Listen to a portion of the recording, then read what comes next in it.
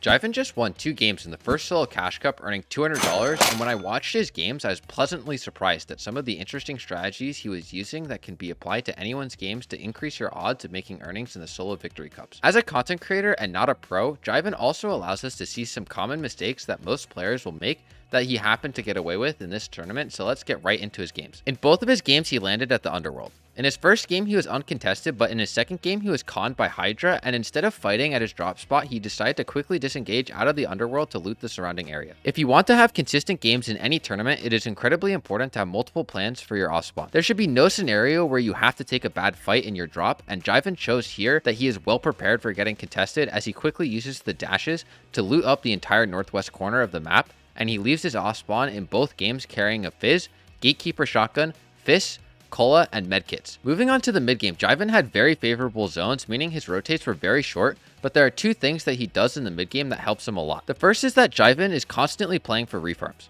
He would go well out of his way to position on a building to farm out the walls, and as a result, he would consistently have cat mats going into the endgames. The second strategy that Jivan used was his positioning in the 4th and 5th zones. When positioning in these zones, he would try to play a little bit off the edge of the zone. This allows him to be ahead of the majority of players who have to rotate into the next zone, giving him much safer rotations. At this point in the game, he is trying to set himself up to have a great endgame, and to do that, he needs to have great rotations on the partial zones. Interestingly, in both games, he uses two completely different strategies for these zones, yet both work. In game 1, the 6th zone plays far, so he first gets to the edge of the zone. He then staggers here for a long time while he waits for the dead side of the zone to open up, where he can easily rotate into with no players around him. When the 7th zone plays far again, he can simply wrap around the right side of the zone that was previously in the zone and get a free rotation into the 7th zone. In game 2, the 6th zone also plays max distance again, but in contrast, he instantly uses his fists to get towards the center of the 6th zone. He then pauses in wood for his fist to recharge before getting into the 6th zone. This rotation worked because Jivan was prepared for this max zone pull and was off the edge of the zone, so by instantly going, he had a free rotation. When the 7th zone pulled max distance, he did the exact same rotate that he did in the 6th zone to the exact same success. Both of these rotates were viable, and it shows that there isn't one correct way to play Fortnite. What the correct move is in any given situation is incredibly variable, and it is important to know your options, but you also shouldn't be following an exact playbook because of how many random things can happen in any given game. Because he has set himself up so well in both his mid games, his end games become much easier as he can use his fists, then box up and repeat throughout the entire end game.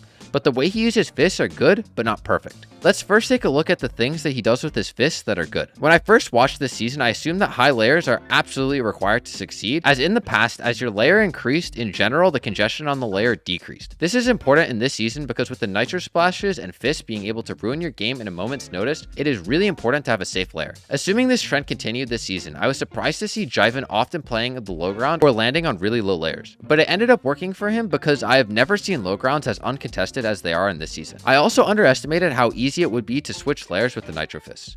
If his layer became suspect, he could simply uppercut with his fists and find a safe spot in the endgame. This means that as long as you are aware of your layer and where you can get pressured from, you will have more than enough time to escape. Jivan was very good at picking up this information when he was settled on his layer, but when he was fisting, he often picked bad landing locations. When you are in the air, your goal should be to find a spot that is relatively unclaimed. This means that you want to try and find a layer that has very few, if any, players on it so you can have a few seconds to collect yourself. He makes this mistake in game 2 as he lands directly next to a player, and as he is setting up in his box, he gets his wall taken, which results in him almost dying. If he instead had landed one layer above this player, he would have had an easier time establishing himself in the endgame, which would make him even more consistent in these solo cash cup finals games. After making these simple rotates, he found himself in the final moving zone. He knows he needs a lot of heal off to win these games, as both of them went to 60-second heal offs, and in game 1 he gets a miracle from heaven as two players were fighting above him, and as one of them dies, his medkits slide off this cone and land right into where Jivan was tarping. This was objectively lucky, but he had put himself in a position to get lucky by playing the rest of this game out very well. In game 2, he needed a refresh to get more mats and to have enough medkits to win the game, so he forces a 50-50 onto the player below him. In theory, he could have tried to play this game out without this risk, but in a format where the win is the only thing that matters, sometimes you have to take risks like these to convert wins. After these two plays, he simply used his mats out until the zone fully closed, and then he won both heal offs, beating Yamzo both times.